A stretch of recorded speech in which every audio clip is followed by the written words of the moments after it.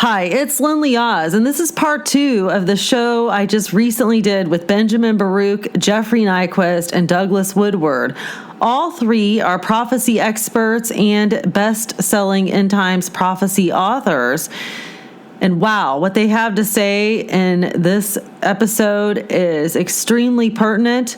I can't tell you enough that this is something that you need to hear, especially before the election. Benjamin, thank you so much for coordinating all this. And why don't you get things started here and tell the listeners what's going on and what we have to look forward to. I mean, this information that you guys are about to discuss is disturbing, especially that it's going on right here in this nation. And I'm disgusted. Well, Lynn, thank you for inviting the 3 of us back. And at this point, I think it was 1 week ago that we recorded the first program, the exclusive FBI Insider Reveals the Smoking Gun. And in the last week, it's been an avalanche of new information. And the rabbit trail is getting deeper and deeper by the day. I don't really know where to start. I'm shocked by what has come out in the last 24 hours, but it's like not only are the wheels coming off, but the truth is coming out, and it is simply amazing. Jeff, can you give us just capture the news updates of the last 7 days, and then we've talked through the implication of these updates both on our political process as well as on the balance of power in the world today. Well, the Russians are continuing to get ready for war. There's been actual shooting between South Korea and Chinese fishing boats, South Korean patrol boats. There's tensions in Korea are rising, military movements in Russia, North Korea, China, Iran. And here domestically, we're moving closer and closer to a kind of chaos domestically over this election. We've got the New York PD getting hold of Anthony Weiner's computers and devices and finding hundreds of thousands of emails on them. And basically what we're hearing now in the last 24 hours is that basically the NYPD is the one that forced the FBI to reopen its investigation. It wasn't a revolt in the FBI.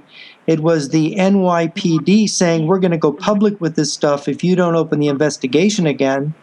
I understand the New York Police Department came very close to arresting Hillary Clinton this week. And of course, the materials that we're hearing about, I mean, we're hearing about, obstruction of justice, money laundering, putting national security secrets on unsecure servers and very irresponsibly allowing them to go different places. We're seeing allegations in the latest WikiLeaks about people in the Democratic Party machine and the Clinton machine being involved in devil worship. I mean, incredibly, this Marina Abramovich, a woman there's an email to John Podesta asking if Podesta's brother is going to attend this spirit dinner. Am I saying that right, Ben? Spirit cooking dinner. Spirit cooking. Spirit That's cooking. It. Thank you, Doug. I mean, and then if you know about this woman, I mean, this is just unbelievable. And then, of course, the connection to this very strange child kidnapping story in Haiti, where the Clintons applied pressure to get the charges dropped and lowered against these so-called Baptist missionaries from Idaho who were taking children to an orphanage they were supposedly creating in the country next door, but there was no application or creation of an orphanage, and the children weren't orphans. It appears they may have been purchased from their parents. And so there you have child trafficking, Satanism. This is just people were like looking at this going, I can't believe this is incredible stuff. And then you didn't mention the Lolita Express, Yeah, which Lolita Express. Yeah, Yes. which is dealing with underage sex trafficking.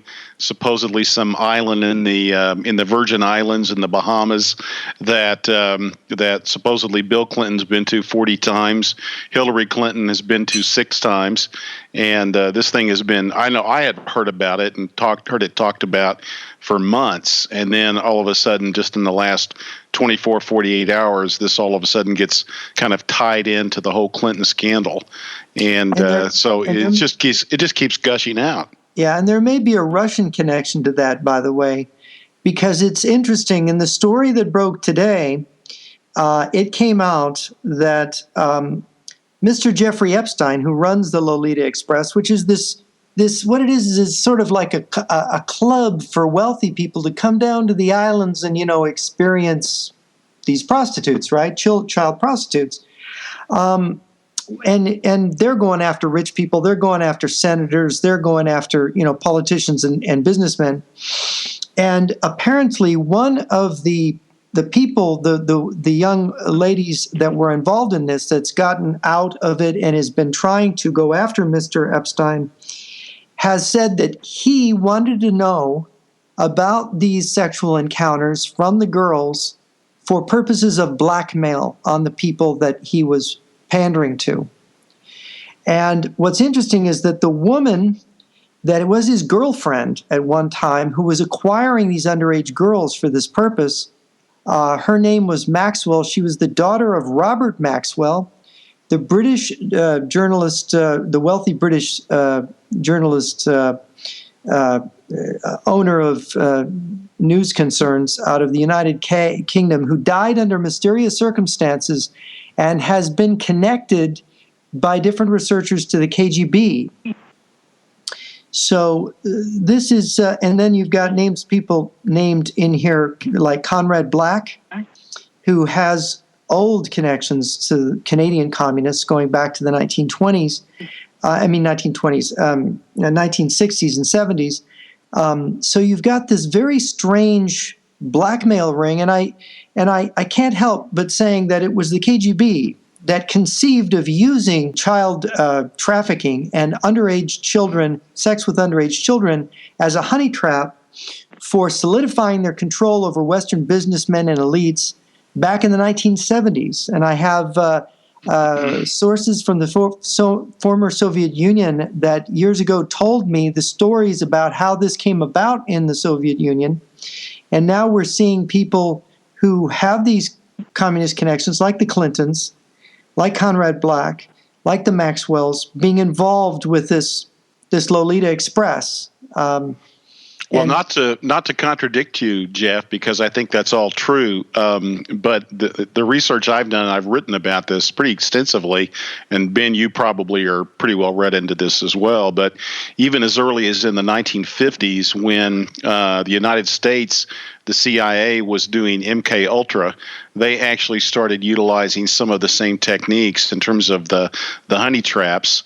And there have been, I don't know, there's probably more than a dozen books written about this. Certainly the book, The Search for the Manchurian Candidate, written by a guy named, I believe his name was John Marks, which really exposed a lot of this in 1978, which was also talked about. Well, there was material from the book that was involved in the Church Committee and so forth back in 1975, talking about the nefarious deeds of the CIA. It's apparently been in place for a long time. My understanding, honey traps have been used since ancient times. Exactly. What I was saying is new is the Russians conceived in the 1970s of using child trafficking systematically to entrap and to promote it and to get people to develop a taste for it and to promote it in various places in the third world and pander to elites, Western elites, specifically because they believed that blackmail for this kind of a thing was especially powerful for controlling officials. Yeah, well, it would destroy your political and public life if these things came out. Yeah, exactly. Well, and I think to get us, what I think is kind of back on point. I think these things have come out, and what I wanted to talk a little bit about was to kind of get back into some of the news items, but ask or make the point that one of the major developments this week, I thought, which was perhaps the most significant development of all, was Dr. Steve Pieczenik announcing, apparently, after going around and getting the okay from a number of folks in the defense intelligence community, is that he was announcing essentially that there was a soft coup ongoing, and that it wasn't just the fact that there were FBI letters of resignation stacking up on James Comey's desk, the director of the FBI, but that essentially a loose affiliation of individuals from about 16 different defense groups within the federal government had gotten together and basically said enough is enough. We're not going to put up with this anymore, and essentially teamed with, you might say, the rogue FBI agents as well as the NYPD, and collectively they began to put pressure on Comey, and so there's actually a revolt, if you will. Literally, Pieczenik called it a soft coup, being driven by are being used on the internet, taking place on the internet, as opposed to some type of violent revolution, but that's really what's been involved in driving this. And to some extent, we talked about this a week ago in terms of the different parties that were involved in really bringing out the corruption that's taking place in our government. Well, and Pieczenik's comments were so alarming in the statement that the email server is really a smokescreen. The whole issue about Hillary's unsecured email was actually a smokescreen for the real corruption and the real issues of serious criminal activity that are all hidden within the Clinton Foundation.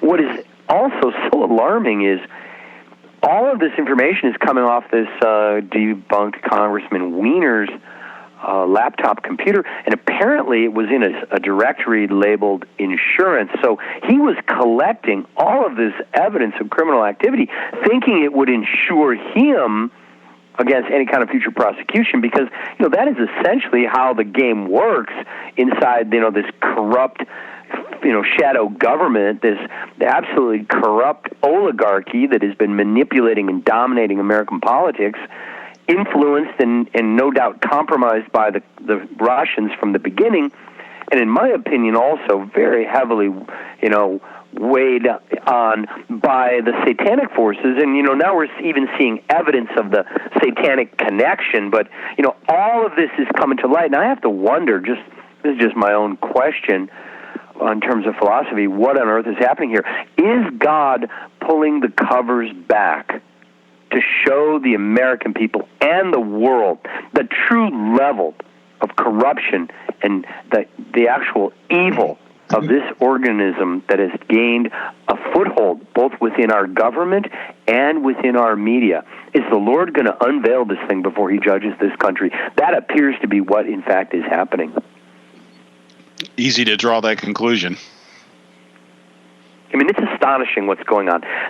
I've known, and Doug, you've done a ton of research as well over the years. I've known about the child sex trafficking in the background. I've known about the violent abuse of the elite and, what goes on in these closed Illuminati meetings. It's unspeakable, the evil that's occurring at the hands of, these are not people, these are monsters that masquerade as human beings.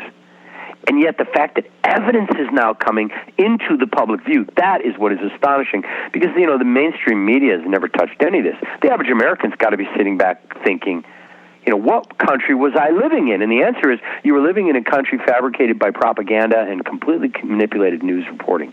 The real United States of America, when the truth finally comes out, is a country that has, been very much co-opted, I guess. What do they refer to it as? A captured operation?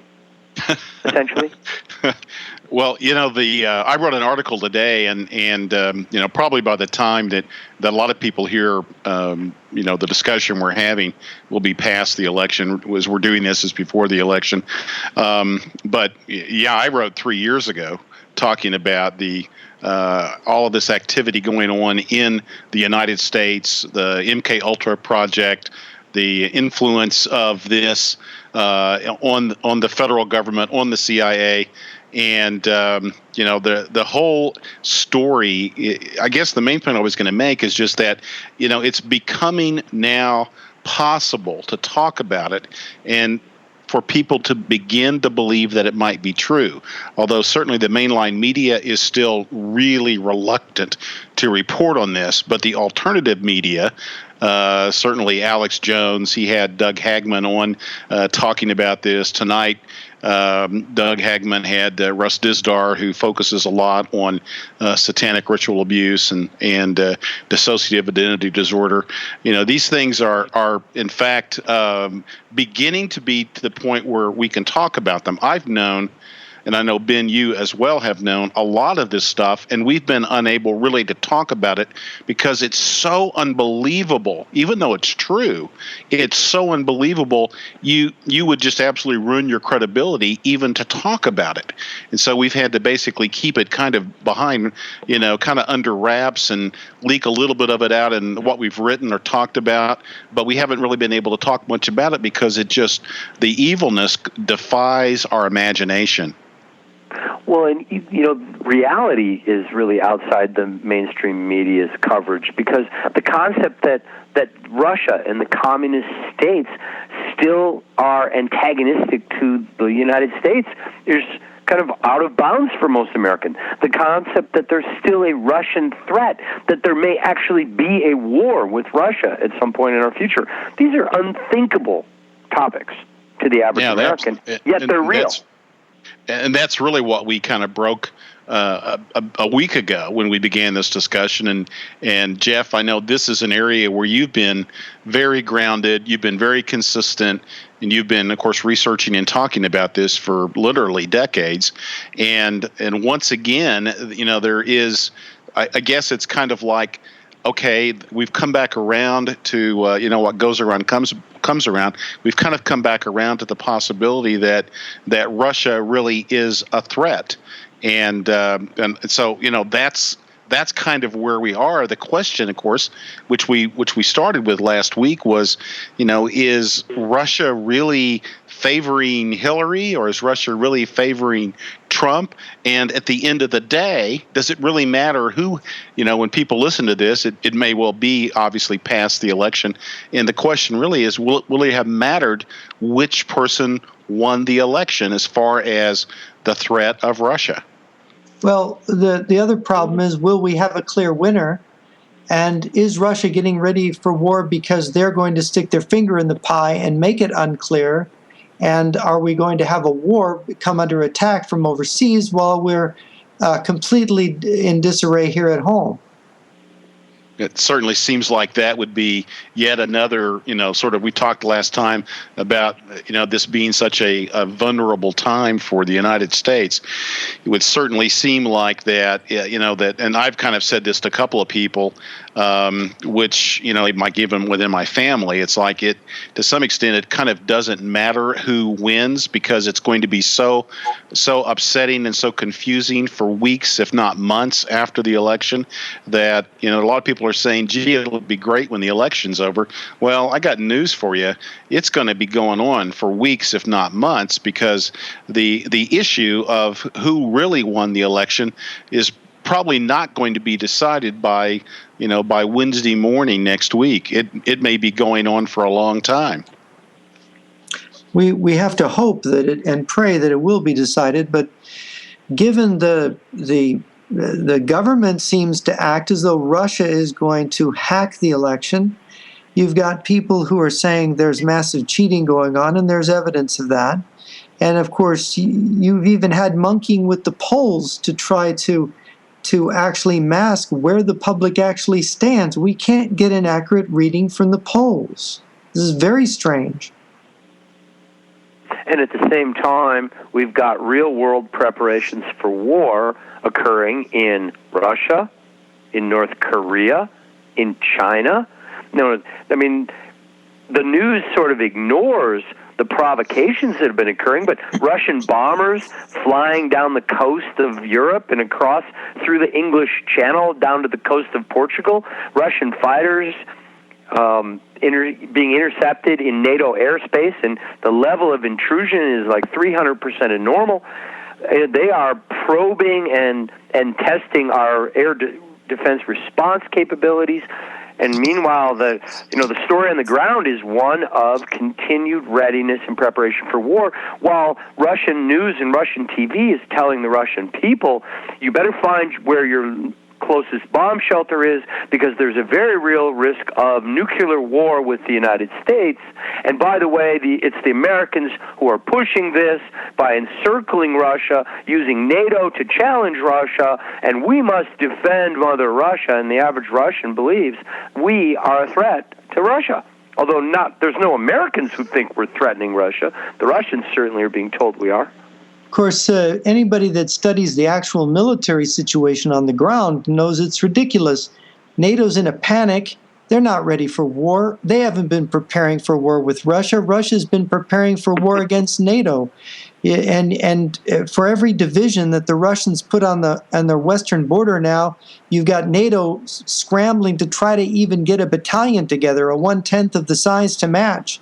And you have the Russians now have put cruise missiles with nuclear warheads in Kaliningrad salient, which is within the borders of Poland on the Baltic Sea. You've got ballistic missiles with nuclear warheads. All of NATO has but maybe 200 tactical nuclear weapons. Russia has as many as 20,000.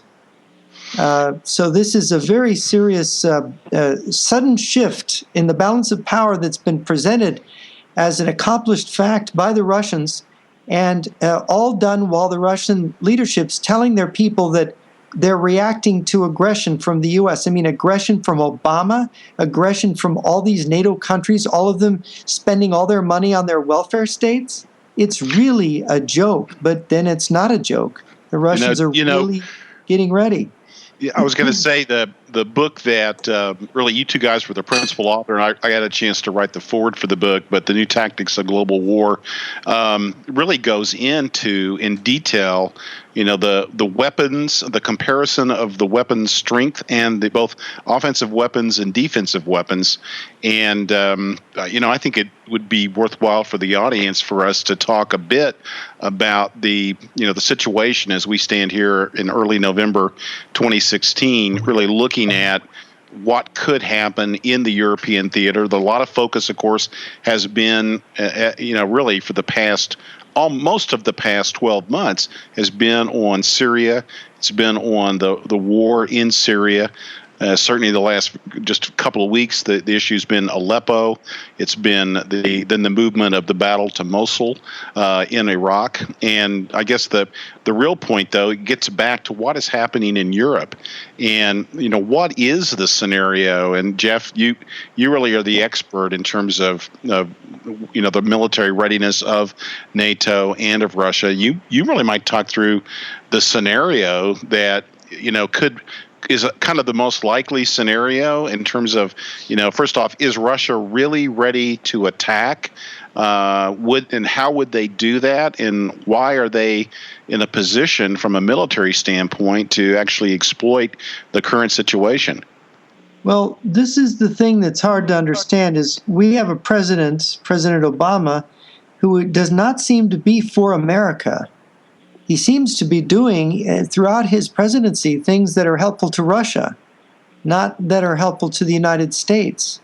And so this business about Aleppo, this business about the civil war in Syria, there is no American interest in Syria. Syria is an ally of Russia. Russia is promised to defend Syria. It would be like Russia suddenly interfering in the internal affairs of Germany, a longstanding ally of the United States. So all of a sudden, under the claim there's a humanitarian catastrophe taking place in the siege of Aleppo, within this Syrian civil war, that somehow we need to intervene to stop this catastrophe by bombing the Syrian Air Force. Now, mind you, this is bombing an Air Force which has right next to it air bases with Russian fighter planes, with Russian soldiers, with Russian missiles, and also there's Chinese forces in Syria as well. And this bombing, if whether you bombed the Air Force or you declared a no-fly zone, whatever you did, and it's been proposed that Obama wants to bomb there, if you did that, it would be World War III. You would be starting a war with Russia, which, by the way, Russia looks like they want a war, looks like they're prepared. We're not prepared, but our president wants to start one. Russia's prepared. They'd like our president to start it so that they can blame us and be the ones to be in the right. Yeah. Jeff, your comment that the Russian propaganda that claims America is threatening war against Russia, of course that's absurd. The United States isn't in a position to threaten war. We don't have a political system that allows us to simply attack other superpowers. And so that argument is, of course, ridiculous. But the Russian government must convince not only the Russian people, but the people in the third world that they had the moral right to defend themselves, that they fought the just war in defeating the West. They don't have to convince the Americans they're planning on killing the Americans. And they don't have to convince NATO they'll have a gun at the head of NATO when the war is over. But they have to come out as having fought a just war in the eyes of the rest of the world, or they will lose the peace. And so that's really where all this propaganda was ultimately focused, is convincing the world that Russia is going to be defending itself as it destroys the United States in the coming months or years. And this is where the questions about Obama being mentored by Frank Marshall Davis comes in. Frank Marshall Davis, who was a Communist Party member, and who was his FBI file suggests that he may have been a KGB agent. This is the man who basically mentored Barack Obama when he was young. And we have to, when we look at the church that Barack Obama attended in Chicago with the Reverend Wright, what Reverend Wright said about America, Reverend Wright being a kind of liberation theology, Marxist kind of pastor, not really a Christian at all. Why was Obama going to that church all those years? All these appointments that Obama's made of Marxists into high-level positions. And, of course, the alliance, his covering and flacking for the Clintons, who have radical backgrounds themselves. Hillary Clinton is a woman who worked for a communist law firm here in California. She was a radical a student, an agitator when she was young. Bill Clinton made a secret trip into Russia, Soviet Union in 1969 to 70, and into behind the Iron Curtain after he worked for a Soviet front organization agitating against the Vietnam War. These people are very sinister in their backgrounds. And it was only because of the supposed collapse of communism in 1991 that they could have gotten into the White House. If there had been a Cold War ongoing, there would have been too many questions and people would not have accepted them. But they got in, and I'd like to suggest that it's a giant communist infiltration of the government under the Clintons and Obama, that everybody has turned a blind eye to it. They have used corruption. They have used what appears to be, if these stories are true about child trafficking and Jeffrey Epstein and the Lolita Express, they have covered for this kind of thing and participated in this kind of thing that would corrupt other leaders, politicians, businessmen, to allow the special services of a foreign power to manipulate our political system and to effect a revolution here and to disarm us. Because when it all boils down, if you look at the great game and the struggle for power over the world, you can boil it down to nuclear weapons, missiles, divisions, and fleets, and who has enough to win and dominate the planet. And what did the Clintons do? What did Obama do? They built down They made sure we are weaker year after year. Our nuclear arsenal is 7 years past its expiration date. We have no new missiles. We have no new weapons. And Russia has now fifth-generation weapons in almost every category coming out one after the other. And it's getting very desperate for the West. It's astonishing when you examine the details of Russian military capabilities, and you look at the fact that their supposed surface-to-air missiles, anti-aircraft missiles, which are legitimate permitted missiles, are actually dual-purpose anti-ballistic missiles. And Russia's sitting on, 12,000 ABMs, including space-launched X-ray ABMs that can basically completely stop a U.S. counterstrike. You know, you're looking at a balance of power where we're going to find ourselves, if not destroyed, subject to nuclear blackmail. The Russian and we're actually already at that point. When you look at our vulnerability to an EMP strike, and Peter Vincent Pry, in his latest book, The Long Sunday, which addressed the risk of possible nuclear war from the date of the election next week through the inauguration in January of 2017, and pointing out that, you know, the opening salvo of a nuclear conflict with the United States will no doubt be an EMP detonation over either the eastern grid or the entire country. You rapidly are facing a scenario where we've sustained a catastrophic loss of life in this country. Yeah. And the American people just shrug. You guys know this. I know this. We've been trying to tell them for years. The American people just turn away. No, I don't want to believe that. I don't want to believe there are rapists in Central Park. I don't want to believe there are criminals in our government. I don't want to believe foreign countries that spend billions of dollars on weapons of destruction actually plan on a war. But yet, if you look at the history of this planet, you see 6,000 years of war. Yeah, that's right. How have we become collectively insane? How has this country gone into collective denial of reality, and instead we focus on transgender bathrooms? It's what I call a normalcy bias. I wrote an article earlier this week about that. It's just the idea that we just, as a defense mechanism, as a coping mechanism, we just aren't willing to believe that something so fantastic and so horrific as a nuclear war could actually happen. It's essentially the same way the Jews were in Germany, in Poland in the 1930s. They couldn't possibly believe that fascism could lead to, in effect, Auschwitz. Well, I would challenge your word fantastic. I don't find nuclear war to be fantastic at all. I find it to merely be the utilization of modern technological weapons in a modern conflict. These nations are going to use the most effective weapons they have. The next major war is going to be nuclear. That's not fantastic. That's just reality.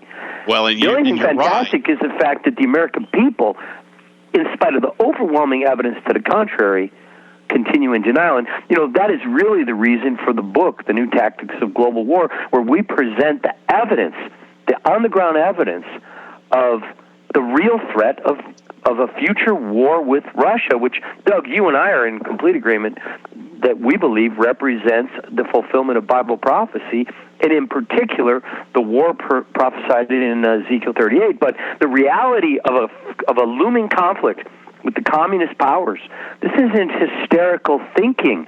Even the press in Europe, following the invasion of Ukraine, reported in the major European newspapers that world war or nuclear war with Russia is no longer a hysterical idea. This is a risk that is real, and yet here in the United States, there's no discussion at all. Just to make a point to kind of confirm what you're saying, the word fantastic isn't right, because where we stand now with these nuclear weapons is that military personnel leadership on both sides, whether they're Western or whether they're in Moscow, whether they're in Beijing, they literally can dial in the strength of the explosion, the strength of the missile when it goes off. how many kilotons will it be? And so they can literally dial it in, and they can hit a target so precisely now that what that means is that military leaders have the confidence that they can actually control the beast.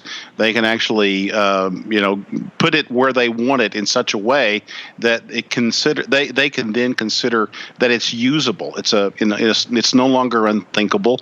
It's in fact really a part of the arsenal, and that is the major change in the thinking of the military just in the last. I don't know, Jeff. This is your area of expertise, but it's a relatively recent change, and it's one that is likely to be a major factor in the when the nuclear bombs go off, when the missiles are fired.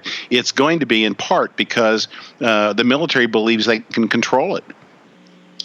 Yeah, I mean, just to give just a brief idea of the new weapon systems that Russia's coming out with, road mobile ICBMs, which they've had since the late 90s, they haven't deployed them as such until more recently. We don't have that type of weapon. They've got supercavitating torpedoes. These are torpedoes that travel faster than the speed of sound underwater within a superheated air bubble. They've got plasma stealth, a new form of stealth that allowed them years ago to fly right over one of our carrier battle groups without being detected. They've got extended range cruise missiles, which can come in and take out any missile defenses we might have and surprise attack defensive positions. These are just an example. The Armada battle tank is the most advanced tank on Earth. It's made where the crew is protected inside of an armored shell, and it has a gun that is unmatched by any in the ground forces of any country, and it can actually be programmed. It is built so that it can be run on a computer program without a human crew. So a radio-controlled tank? No, not by radio, by inboard computer, because radio could be interfered with. It would be self-operative. Yeah, I mean, if they don't want to lose people, and that would be ideal, by the way, in a radioactive battlefield environment. Exactly. Is it also shielded from an EMP weapon? Yes, it would be. Yes, it would have to be. That might be why they've delayed the bringing out of the actual computer program version, because they may still have some problems in the shielding of it. Jeff, you mentioned that the U.S. nuclear arsenal is on average 7 years older than the engineering life expectancy of these weapons. I don't know that our audience understands what that means. Could you explain the condition of our nuclear deterrent today? Nuclear warheads don't last forever. It's just like some food you put in your refrigerator. It only lasts so long, and after a certain time, it becomes not entirely safe to rely on it. And so you have to continually renew and the warhead. The tritium gas becomes less potent over time, which is what makes the hydrogen bomb reaction potent. Other components have to be recalibrated. So you can't just build a nuclear weapon and it's ready to go forever and it's just going to stay where it is. No, they're very delicate instruments that don't just work off the shelf. They have to be. That's why nuclear testing is so important. We have not tested a nuclear weapon in this country in over a quarter of a century. That's extraordinary. And as far as our nuclear missiles, look, our nuclear missiles are Minuteman IIIs. I mean, Minuteman IIIs were weapons that were built in the 1960s. Yeah, those are 60s technology. Our last major production run ended in 1991 or around that period. After we won the Cold War, there was no need to continue to maintain the nuclear arsenal. And now here we sit 25, 6 years later, and the average life expectancy, the engineering estimates was it 13 to 15 years? We're running 25 plus years on these warheads. There's a serious risk the majority of them are duds. Well, is that correct? There's no greater authority than the Secretary of Defense, Robert Gates, in exactly 8 years ago this month, and people can look it up. Robert Gates publicly stated that within 1 year, our nuclear arsenal would become unreliable unless we initiated the reliable nuclear warhead program and got it moving really quick. Well, it's 8 years later, not 1 year later. The reliable nuclear warhead program didn't get started until Obama's second term, and with the sequester cuts, it has been so hobbled that they haven't been able to produce any reliable warhead replacements. So we could be looking at a situation where most of the U.S. arsenal is in fact non-functional. It may be. And we're also in a world where the Russians have 12,000 ABM missiles to defend their cities against our dud warheads. It's pretty interesting, and it was Bill Lee, who was an expert in this area, who wrote the book in '97 called The ABM Treaty Charade, in which he pointed out that Russia, after the Cold War, had retained these 12,000 dual-purpose surface-to-air missile ABMs, and that nobody in the West was saying anything, and it was it was very dangerous, and it was a complete farce, and that the ABM Treaty was very much against American national interest. But here we had President Bush break out of the ABM Treaty, and we didn't build any more ABMs, really not significantly more than we had back in the 1980s. I mean, we have maybe 50 interceptors in Alaska and maybe 12 to 15 here in California. I mean, under 100 interceptors total for defending North America, and the Russians have thousands of them, over 10,000. And now the Russians are building a new ABM, a true new ABM called the S-500. And this they're slated to come out with next year. And it is 2,500 of them is what their production run is said publicly to be. And this is astonishing. This is a weapon that could intercept 10 warheads at one time and knock them all out because it has a nuclear warhead of its own. And when a cloud of incoming American warheads come in, it comes up into space, explodes, and at a great distance fries the warhead components in the incoming American warheads. And this, by the way, has been tested. And people might find this incredible, but the first time the Russians tested this was in an experiment in 1961. And it worked. They stopped a nuclear warhead from detonating in the atmosphere by using this method. That's pretty remarkable. So we're living in a world where the balance of power is shifted, and America is no longer, quote, the lone superpower.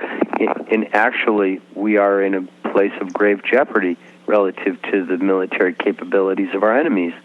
Well, the thing I would point out, because as I read different articles and read comments, and I think, Ben, you made this point a little bit earlier, Americans in general they live in a state of disbelief. They believe that because we spend, 15 times more on defensive systems, really on weapon systems than the Russians do, they assume that it means we're 15 times more prepared. And the reality is that the Russians are very strategic in terms of where they spend their money. They're not spending money on aircraft carriers. They're spending money on nuclear weapons, on defensive nuclear missiles, and very specifically on things that give them strategic advantage against the West. Well, Jeff, is that a fair statement? Well, what I would say is, look, in China, for example, and the Chinese defense budget does not include salaries or retirements of Chinese soldiers or officers. The U.S. budget is in terms of, you break down the Pentagon's budget, and it's almost all salaries and perks and giveaways to military people. We are a very generous country. We pay our military very well. We have tremendous veterans benefits. We have tremendous things. These other countries in China and Russia, if you're in the army and you get hurt, you're just out of luck. They don't take care of people in those countries the way we do. And as a consequence, you can't really compare the American defense budget because if you compare what we spend on weapon systems, that's different. The total defense budget, where we get this big defense budget is the way in which we take care of our people compared to the way they do. So it's really kind of worse in a way than what I've described, I guess. Yes. It is much worse. I mean, the Chinese people say, the Chinese defense budget is 1/10 of the U.S. defense budget. But the Chinese actually are building more weapons than we are and advancing more rapidly a pace than we are. And the same goes for the Russians. The Chinese, like I said, in their actual defense budget, do not include the salaries of their military personnel. Right. And that's really most of the budget. I mean, 90% of the American defense budget is salaries. Well, and then when you look at our big ticket items, I mean, the ultimate example of American military power is the aircraft carrier.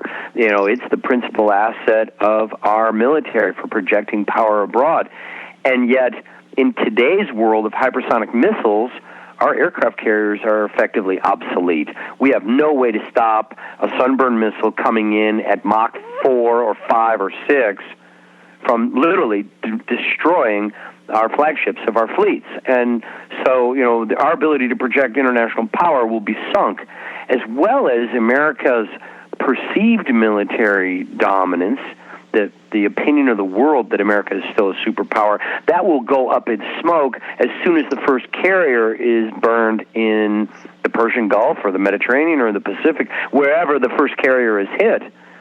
The world will suddenly realize the balance of power has shifted, and America is using weapons that are effectively obsolete. Yeah, Americans have to be very clear about, when it comes to this area of strategic thought, they have to be very clear who their enemy is, who the rival powers are, and what their strategies are. And we can't allow ourselves to become enemies with other Americans. We can't allow ourselves to become confused. As Americans, we're all in this together. They regard us as Americans as the enemy. They see us as somebody to put down. If America loses a war, all Americans lose. And the only Americans that wouldn't lose would be traitors to the country, people who believe in the enemy victory, who are fighting for the enemy victory. And this is where we have to be very clear as to what we're dealing with, both in terms of the foreign threat and the domestic threat. Our oath of allegiance to our Constitution that officers take, it's the officer's oath. It's also the oath that the president and other high-level government officials takes, includes the phrase, will defend the Constitution against all enemies, foreign and domestic. And we've gotten in this country to the point where we refuse to say that we have an enemy. We refuse to define our enemy. But I can tell you, our enemy has defined us. And our enemy is coming for us. And unless we wake up and realize that we need to unify and we need to see clearly what is going on, we're not going to be able to win, and we're not going to be able to prevent a catastrophe for our country. Jeff, let me ask a question as it relates to, kind of what could happen in the weeks and months ahead, looking specifically at the European theater. Do you see a scenario in which there could be limited warfare between Russia and portions of Europe? Would the Baltic states, be easy pickings for the Russians? Would they likely try to, sort of retake Latvia and Estonia and so forth? Is that something that they're likely to do? Is it more likely that they would try to take over the rest of Ukraine? What do you think strategically is the play? The Russians boast, if I'm not mistaken, that they could be in about 6 or 8 European capitals in 2 days. What do you think is really their what is their play, do you think? Well, Putin made that boast to the President Poroshenko of Ukraine. He said that Russia's forces could capture 5 NATO capitals in 48 hours, I believe was the quote. And of course, the 5 NATO capitals would be the 3 capitals of the Baltic state countries, Estonia, Lithuania, and Latvia, the capital of Poland, Warsaw, and the capital of Romania, Bucharest. And I think that is possible. I think that he was not making an empty boast. In fact, in war games, I understand that the NATO forces have done in attempting to see if they could defend the Baltic states, they could not. In fact, they were very uncertain whether they could defend Poland.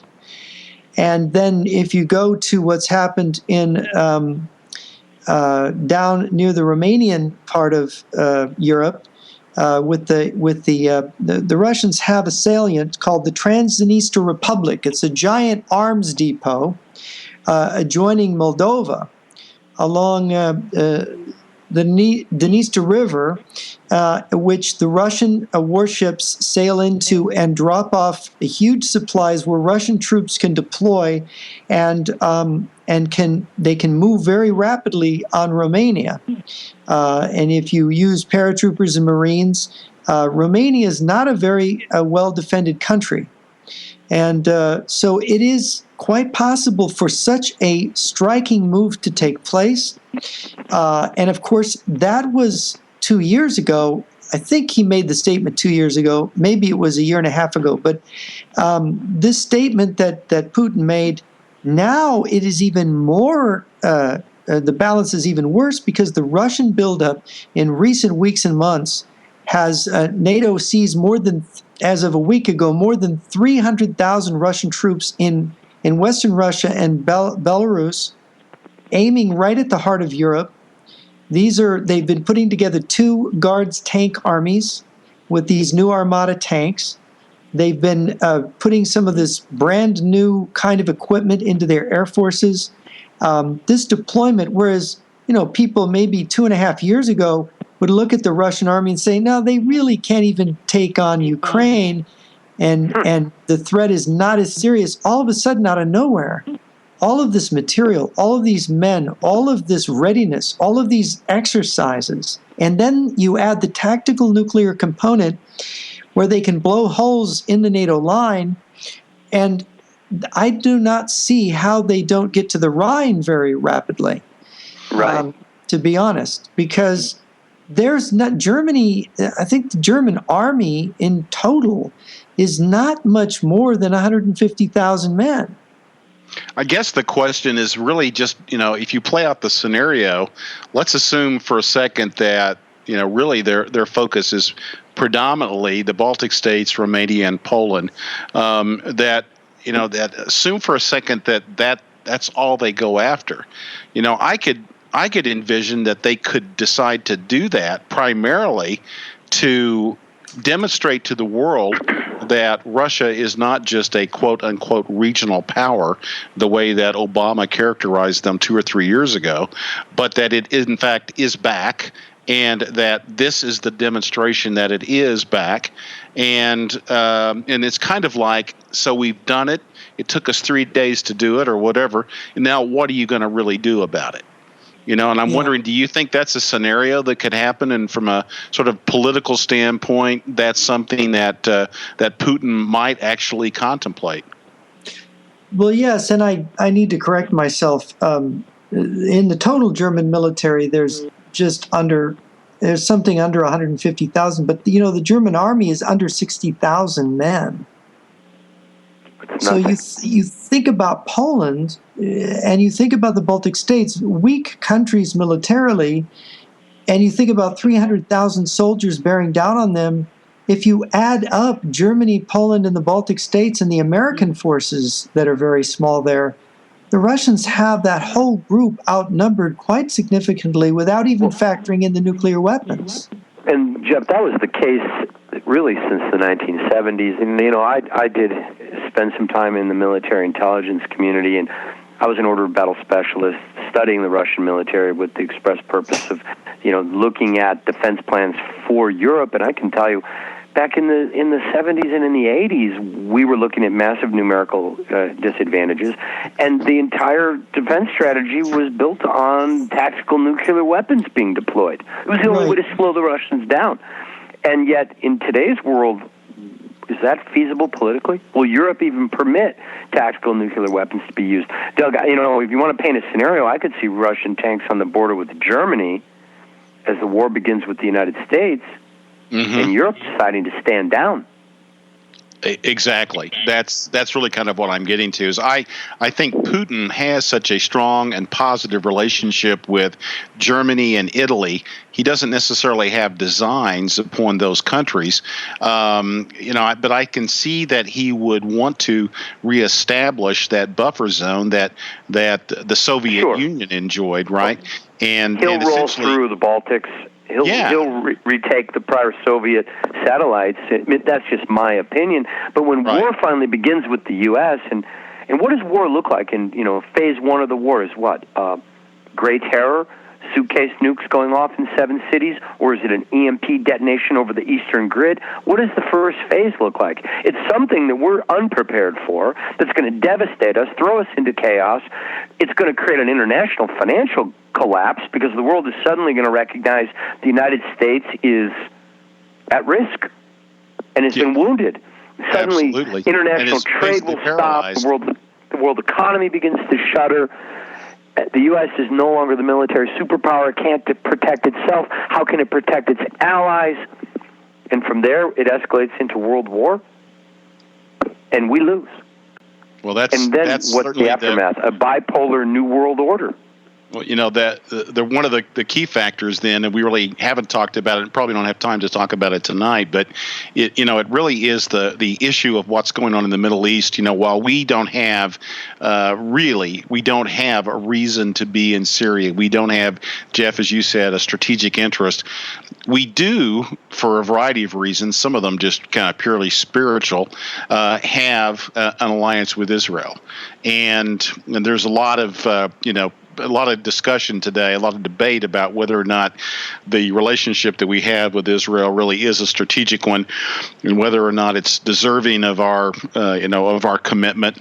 But it will come to that, and in the event that what the scenario we've just talked about, and playing out in Europe, then it comes back to what's happening really with Islam and the relationship between Islam and Russia, and what will that mean in terms of geopolitics and what would likely happen. And that kind of begins to get us into the whole discussion about Ezekiel 38 and 39, whether or not the war of Gog and Magog is in fact a war that really we're always just within a few months of having it break out.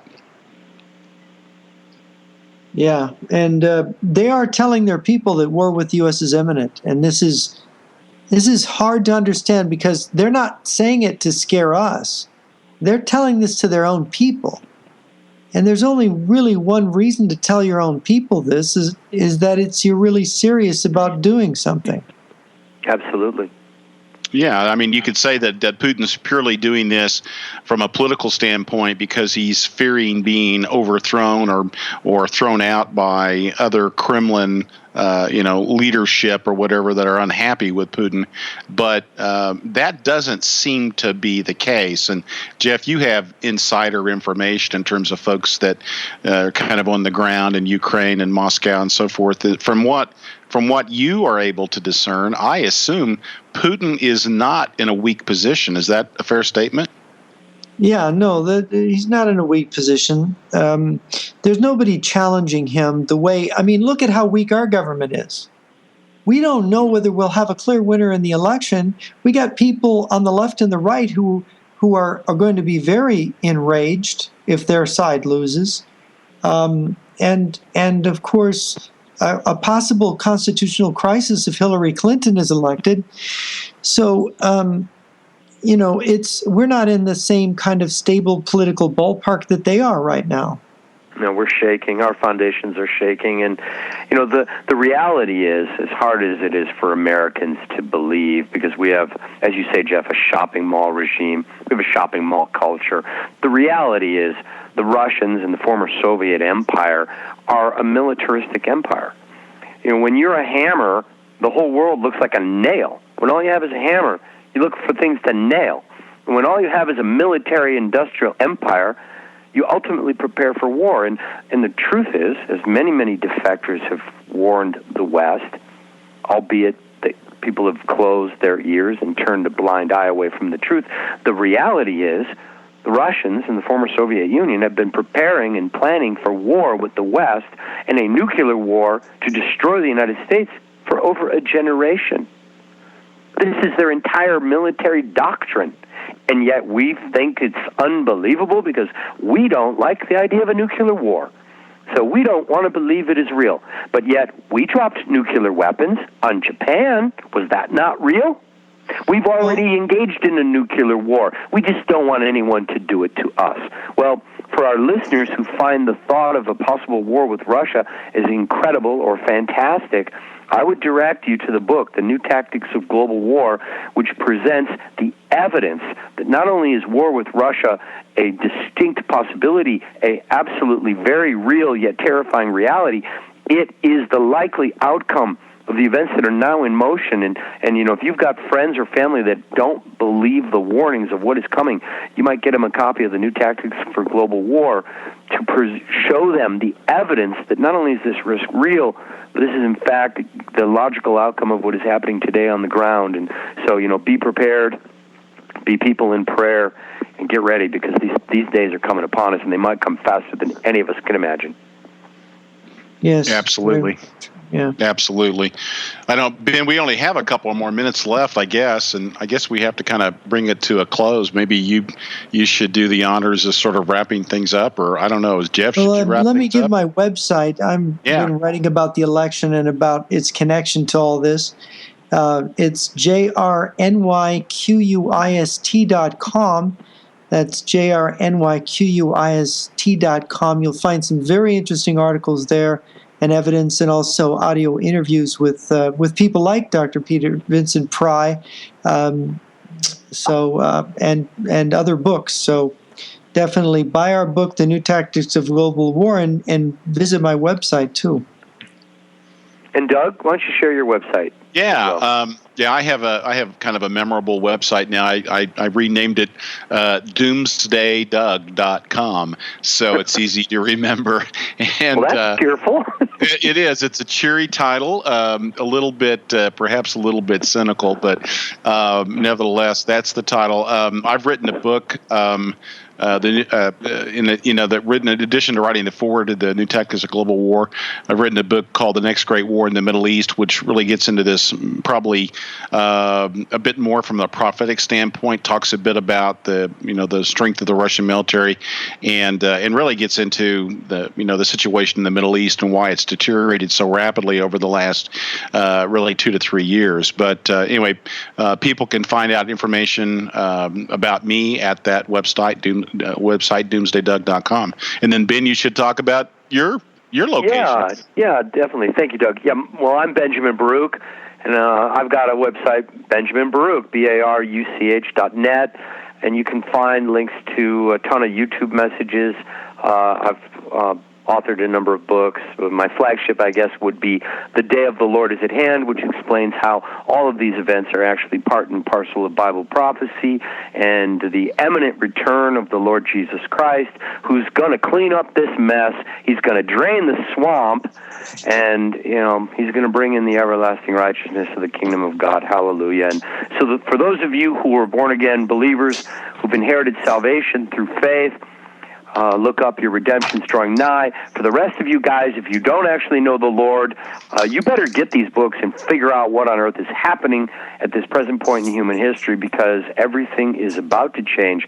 And if you're not equipped with the knowledge of what is going on, it'll be very difficult to try to catch up as these things begin to take place. It's going to be like a whirlwind that comes to blow across the surface of this globe, and you really want to be forewarned and forearmed with the knowledge of what is coming and what you can do about it for the safety of your family. So, Lynn, thank you so much for hosting the three of us again. It's such a pleasure to be on your program, and Jeff, Doug, thank you for joining me. This is Benjamin Baruch saying good night to all of you, and God bless you. Continue to pray for your country. Pray for the remnant in America.